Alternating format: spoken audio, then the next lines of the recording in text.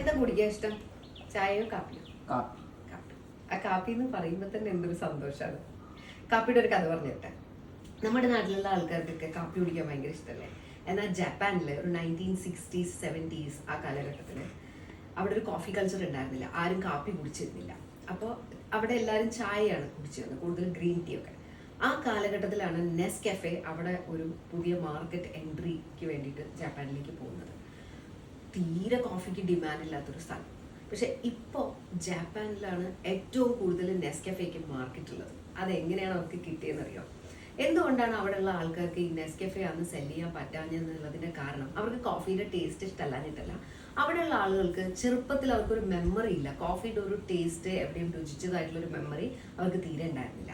അപ്പോൾ അതവർ പഠിച്ചു. ഒരു സൈക്കോളജിസ്റ്റിന്റെ ഹെൽപ്പോടുകൂടി അവരത് പഠിച്ചിട്ട് സ്കൂളിലെ കുട്ടികൾക്ക്, ചെറിയ കുട്ടികളിലൊക്കെ coffee flavoured candy, desserts, coffee flavoured milk shake ഇങ്ങനെയുള്ള കാര്യങ്ങളൊക്കെ കൊടുത്തു തുടങ്ങി.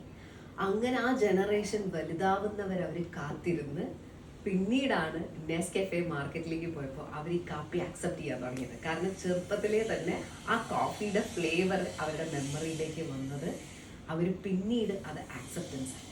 ഞാൻ Devaki, management consultant, shaping the future of MSMEs. Follow me for more insights.